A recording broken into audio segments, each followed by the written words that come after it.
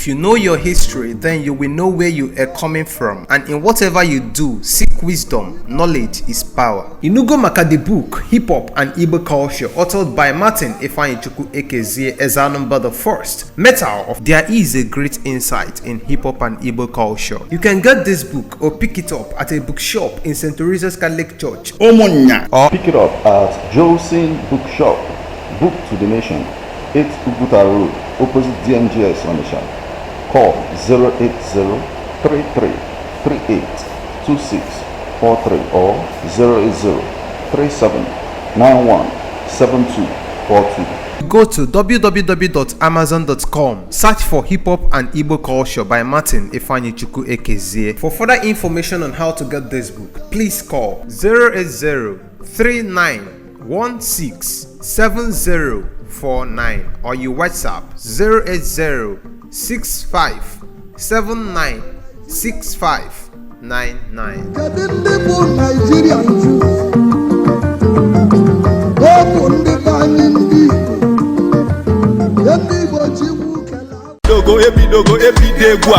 N'ime ahịa n'ebe niile onye ọbụla na-ekwu maka 2nd May 2025. Kedu ife na-eme na 2nd May 2025? Nwunye m, on Friday bụ 2nd May 2025 ka the chairman, ndị executive ya na ndị niile na-azụ afịa n'ime Relief Market Ogbaru na-akpọkọ ọhaneze maka emume 40 years anniversary celebration. Ahịa Relief Market Ogbaru nke ewubere na 1985 ga-eji oyala lote ndị niile chigolo ọchịchị afịa Relief Market. A ga-enwekwa installation of new patrons wee nyekwazie award maka ndị niile gbagolo mbọ maka ọganiru afịa Relief Market. A ga-enye golden, diamond na silver awards. Special guest of honor bụ Professor Charles Chukwuma Soludo, the executive governor of Anambra State. Guest of honor Somtochukwu Udeze, Speaker, Anambra State House of Assembly. Lote na ọ ga-adị mee na Friday bụ 2nd day of May 2025 na Relief Market. Chief Ndubisi Ochogu, Chairman Relief Market, wetelu gị ozi a. For more information, kpọọ Chief Bokno Agụ na 09077590823.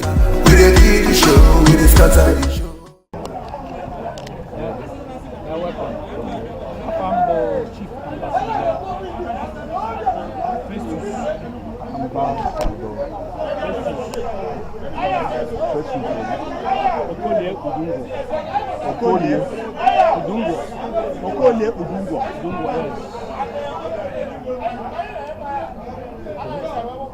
Ambassador of Fegge. Ambassador of Fegge. Ambassador of Fegge football.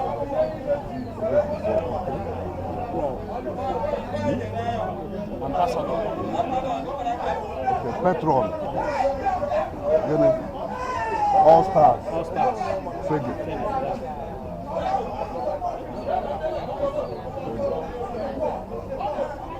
You have heard what the chairman said. So, kedu if you get etinye ijikwa the government gbasara the force in the southeast. Yeah, welcome. Kebe eziokwu bụ na sports will be them and onye ọbụla na-eme sports, the person can die anytime, even if you don't talk about it. So I'm a football lover, anything over the sports. After Chineke, I am done. That is why you report na 2025 Anambra State All Stars no more dey go still 2025 Anambra State All Stars. Anambra, the whole Anambra State. Anambra State All Stars competition.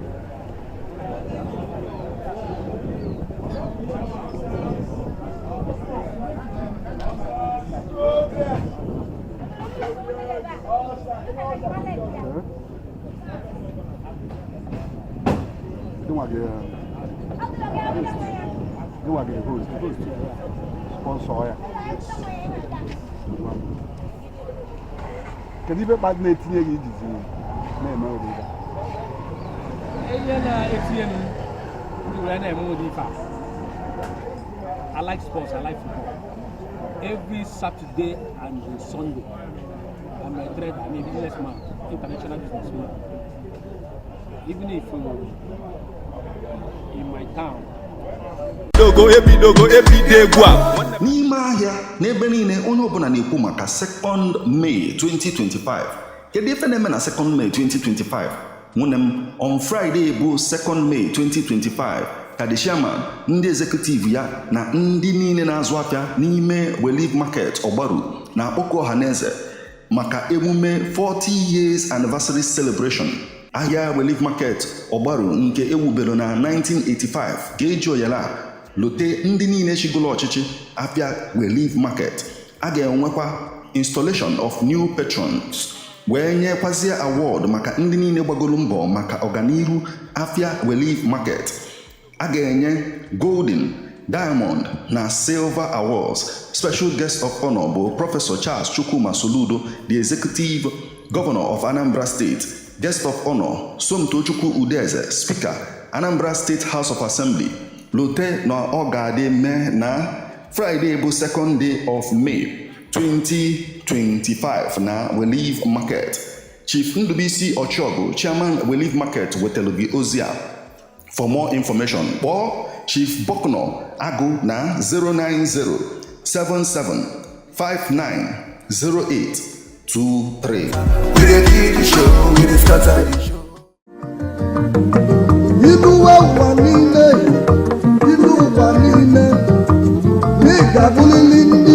If you know your history, then you will know where you are coming from, and in whatever you do, seek wisdom. Knowledge is power. Inugo Maka the book, Hip Hop and Igbo Culture, authored by Martin Ifeanyichukwu Ekezie as Anambra the First. Metal of there is a great insight in hip hop and Igbo culture. You can get this book or pick it up at a bookshop in St. Teresa's Catholic Church, Omonya, or pick it up at Josin Bookshop, Book to the Nation, 8 Uguta Road, opposite DMGS Onisha.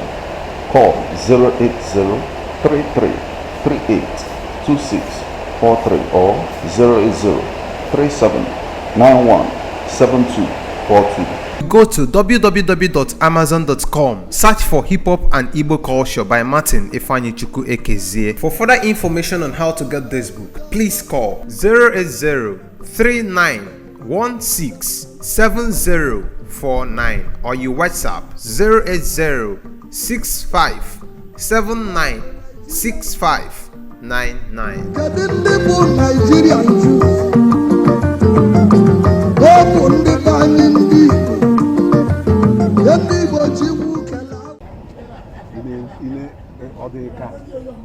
The 5 state governors, and if I suppose in respect of the support of sports, Development of sports. Okay. What do you want them to do? What I want them to do is this. You see, I know young players, like all these tournaments, I got one final tomorrow. This one is a trader score. Each again at this banana there, the first prize is 3.5 million, second prize is 2 million, third 1 million, then fourth 500,000. Anyway, young players, you know, but actually ball, ball in. Like now. I don't know what to Madrid in on Arsenal on Chelsea on that. I've been Africa. I've seen about 6 or 10 or 8 players actually there. Up to Nigeria, up to Ghana, up to Togo, up to money. Senegal. Senegal, Egypt. Okay. I gave you some Senegal or Egypt before Nigeria. How from? You know the reason? Our government and actually actually in terms of football. Are there any a lot of talented players na west no obodo ishi mu adị ha mfụ ha an me pick we ya ọ na-ewute ọwa na an me pick ihe ụdị ha abroad mana I like them ịtago ebe ọbụla m nọ ha na like ihe na ebe ahụ nnọkọta ntiri ha competition ha na-agba the ball ịmarago otu esi azụpụtasị ndị mmadụ mana gọọmenti anyị na-eme for example I'm from Imo State precisely ọlụ ihe ọma our governor Hope Uzodimma onwe ihe ọ na-eme in terms of sports enwe any competition ọbụla a na-agba n'Imo State onwere mụ na-agba gị onwe mụ ga-ama ịghọta so ome ihe gọọmenti na-eme in terms of football soro udo na onwe ya solution na onwe ya na try to olo nwere ike ịghọta ịgba isi in life onye ọbụla nwere life ya different character ya na life ya ọ bụ onye ga-eme gọọmenti ga-eme gọvanọ ga-eme organize ọ bụrụ na ọ like football like mụ na admin na awụ m the governor of Anambra State the first thing ga-eme football and climate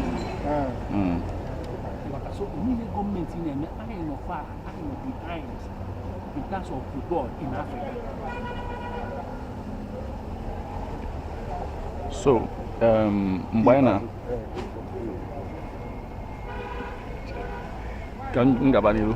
so mgbe anyị na-ajụ chairman ajụjụ anyị kwute maka problem Super Eagles na-aga through and all of that, and you remember that somebody like Westerhoff bịa na grassroots pick people and all of that, and we need for such activity keta ịbịa na grassroots, and then kedu ife a ga-eme ka eme edozie development of football na Anambra State and Southeast.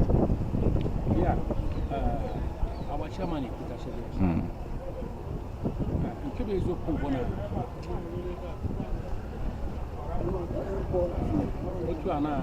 for example,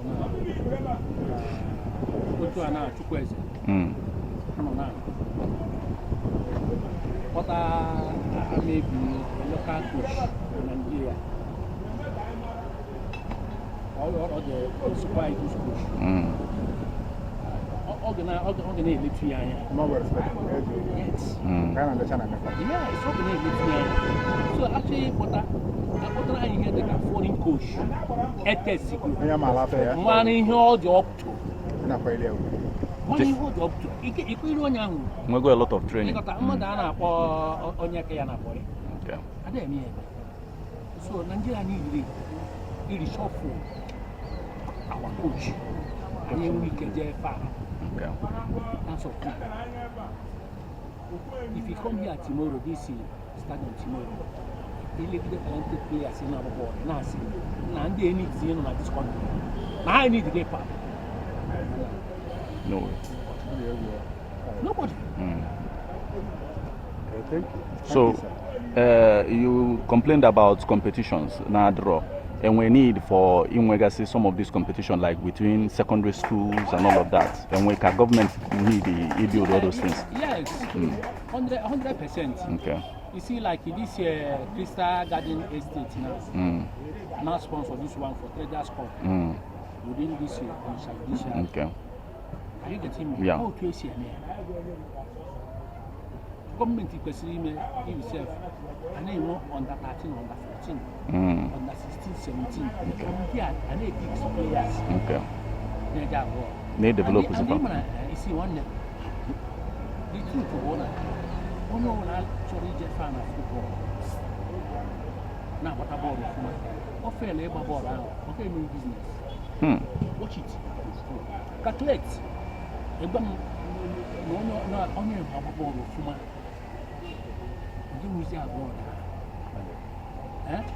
the foreign business will make it. Since you brag on what I've been, no matter from what as I'm talking to you today, somebody like Zidane and you go course me over in Nigeria, or the course or make a and other Bayana maybe Epiana Asina maybe not the person.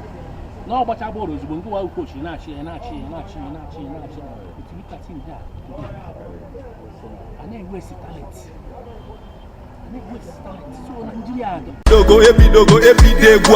n'ime ahịa n'ebe niile onye ọbụla na-ekwu maka 2nd May 2025. Kedu ife na-eme na 2nd May 2025? Nwunye m, on Friday bụ 2nd May 2025 ka the chairman, ndị executive ya na ndị niile na-azụ afịa n'ime Relief Market Ogbaru na-akpọkọ ọhaneze maka emume 40 years anniversary celebration. Ahịa Relief Market Ogbaru nke ewubere na 1985 ga-eji oyala lote ndị niile chigolo ọchịchị afịa Relief Market. A ga-enwekwa installation of new patrons wee nyekwazie award maka ndị niile gbagoro mbọ maka ọganiru afịa Relief Market. A ga-enye golden, diamond na silver awards. Special guest of honor bụ Professor Charles Chukwuma Soludo, the executive governor of Anambra State. Guest of honor Somtochukwu Udeze, Speaker, Anambra State House of Assembly. Lote na ọ ga-adị mee na Friday bụ 2nd day of May 2025 na Relief Market. Chief Ndubisi Ochogu, Chairman Relief Market, wetelu gị ozi a. For more information, kpọọ Chief Bokno Agụ na